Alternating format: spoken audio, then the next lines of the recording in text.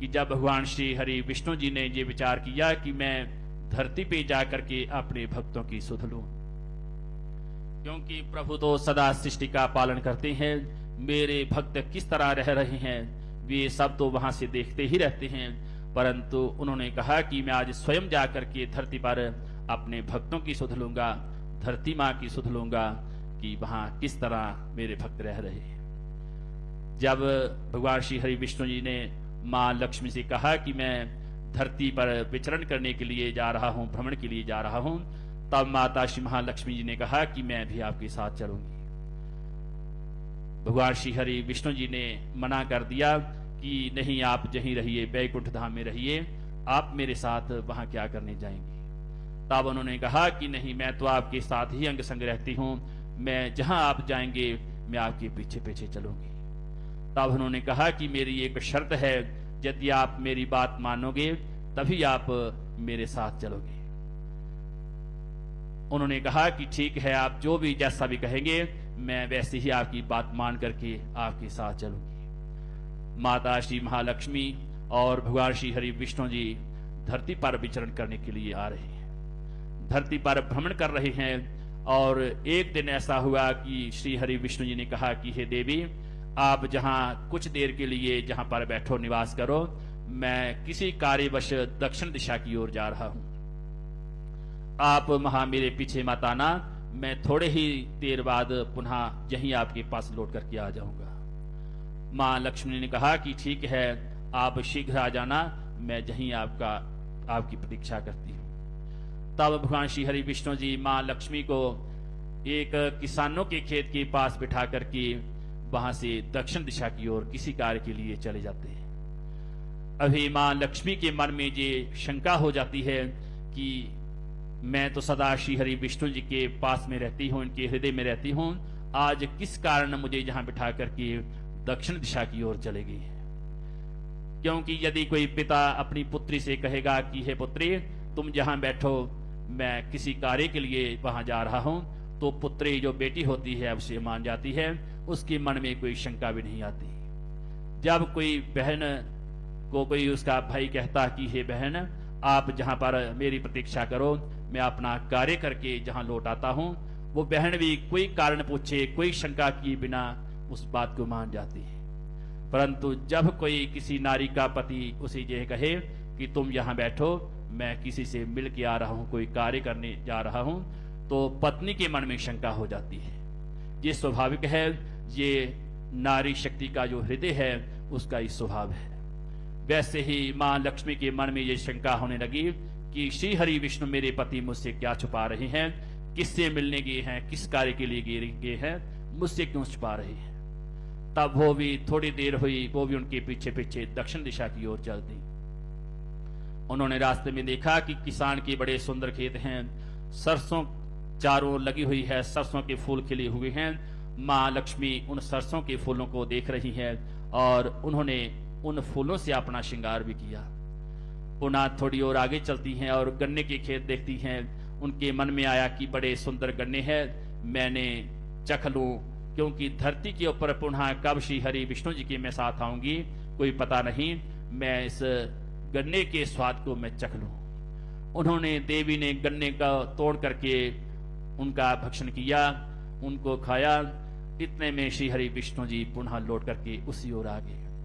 उन्होंने कहा कि हे देवी लक्ष्मी, मैंने तो आपको वहां उस स्थान पर बिठाया था, ये आज्ञा दी थी कि आप वहां बैठो, मैं थोड़ी ही देर में आ रहा हूं, आप वहां से क्यों चली आई, और आपने एक किसान का गन्ना भी चुरा लिया, ये तो बड़ा अपराध हो गया। उन्होंने कहा कि नहीं, मैंने तो चोरी नहीं की, चोरी तो छुप छुपा के होती है, किसी से छुप करके जब कोई चीज लेते हैं तो उसे चोरी कहते हैं। तब श्री हरि विष्णु जी ने कहा कि नहीं, यदि आप किसी के सामने भी बिना पूछे किसी से कोई उसकी वस्तु ले लेते हैं, उसे भी चोरी ही कहते हैं। आपने ये अपराध किया है और मेरी आज्ञा का उल्लंघन किया है, इसलिए मैं आपको श्राप देता हूं, आपको इसी किसान के घर में 12 वर्षों तक रह करके इस किसान की सेवा करनी पड़ेगी। आपने इसके खेत का गन्ना तोड़ करके खाया है, उस ऋण को आपको चुकाना पड़ेगा। मां ने कहा कि ठीक है, मैं पहले ही आपकी एक आज्ञा तोड़ चुकी हूं, मैं आपकी आज्ञा को नहीं तोड़ूंगी। मैं 12 वर्ष तक इस किसान के घर में रह करके वास करूंगी, इस किसान की, इसकी पत्नी की सेवा करूंगी।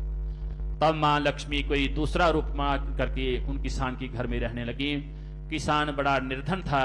माँ के मन में आया कि ये बड़ा परिश्रम करता है, क्यों ना मैं कृपा करके इसे बहुत सा धन दे दूं, जिससे इसका समय जो है वो अच्छे से गुजर जाएगा।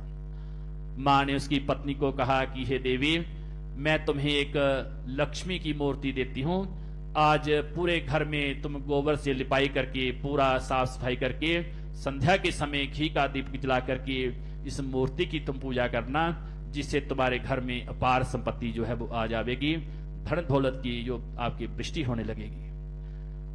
गरीब आदमी, निर्धन आदमी ऐसी बात मान ही जाता है कि जिससे मुझे धन की प्राप्ति हो। उनकी किसान की पत्नी ने देवी की बात मान ली और कहा कि ठीक है। पूरे घर की उन्होंने सफाई की, गोबर से लीपा, और संध्या का जो समय हुआ, माँ लक्ष्मी ने जो उन्हें अपनी ही मूर्ति दी हुई थी उसके पूजन के लिए उन्होंने कहा।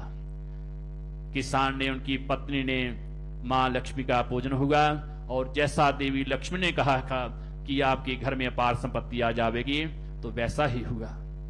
दूसरे दिन से ही उनके घर में धन दौलत आने लगी। बहुत से रत्न, स्वर्ण, चांदी, तीन तरह का धन उस किसान के पास आ गया। अब तो किसान का जो समय था बड़ी सुगमता से कटने लगा। ऐसे ही 12 वर्ष बीत गए। श्राप की जो अवधि थी पूरी हुई।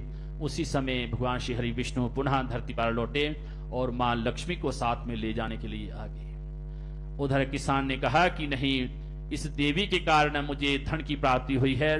मेरा जो घर है बड़े सुख से मेरा समय बीता है। मैं इन देवी को अपने घर से नहीं जाने दूंगा। भगवान श्री हरि उन्हें ले जाने के लिए जिद कर रहे हैं और किसान और उनकी पत्नी देवी लक्ष्मी को वहां से जाने नहीं दे रहे कि आप हमारी आज्ञा के बिना, हमारी इच्छा के विरुद्ध आप इन देवी को नहीं ले जा सकते। हमने भी इनकी 12 वर्ष तक सेवा की है। अब दोनों में बात हो रहा है। तब माँ लक्ष्मी ने सोचा कि मुझे ही कोई उपाय करना पड़ेगा। माँ लक्ष्मी ने कहा कि हे किसान, मैं तुम्हें एक उपाय बताती हूँ। तुम यदि वो उपाय करो तो मैं अवश्य ही आपके घर में निवास करूंगी। मैं आपके घर को छोड़ करके कभी नहीं जाऊंगी। उन्होंने कहा कि कल कार्तिक मास की कृष्ण पक्ष की त्रयोदशी तिथि है। कल के दिन आप संध्या के समय मेरी मूर्ति बना करके और तांबे के लोटे में कुछ स्वर्ण चांदी के सिक्के डाल करके मेरा पूजन करना, और घर में जो कोई भी आपके कुल गुरु, कुल पुरोहित, कोई अतिथि आवे तो उनसे प्रेम से बात करना, क्योंकि आप मेरा पूजन करेंगे, मैं प्रसन्न होंगी। और जहां पर अतिथियों का सत्कार होता है, गुरुजनों का सत्कार होता है, अपने छोटों के साथ प्रेम से बात की जाती है, बड़ों के साथ सभ्यता से बात की जाती है, और क्रोध आने पर जब व्यक्ति शांत रह जाते हैं, उल्टा कोई जवाब नहीं देते, उत्तर नहीं देते, पति पत्नी झगड़ा नहीं करते, मैं सदा वहां पर वास करती हूँ। शास्त्र कहते गुरवो यत्र पूज्यन्ते यत्राह्वानं स्वसंस्कृतम् अदंत कलहो यत्र तत्र शक्र वसाम्यहम्। माँ लक्ष्मी ने कहा कि मैं कहां पर वास करती हूँ?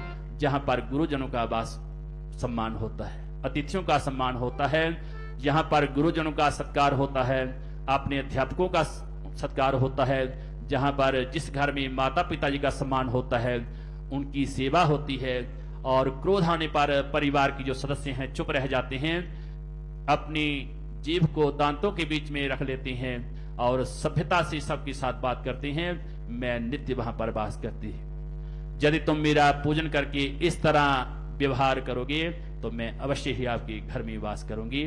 आपके घर को छोड़ करके, आपको छोड़ करके कभी नहीं जाऊंगी।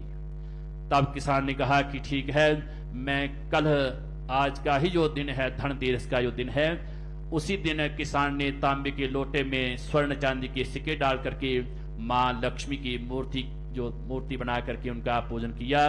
और जैसा माँ ने कहा था कि यदि कोई घर में अतिथि आ जावे, गुरुजन आ जावे, कुल पुरोहित आ जावे, कुल के पंडित आ जावे, घर की जो कन्याएं हैं जिनका विवाह हो चुका है वो घर में आ जावे, उनका सम्मान करना, प्रेम से बात करना, छोटे बच्चों को डांटना नहीं, उनसे प्रेम से बात करना, पति पत्नी झगड़ा नहीं करना।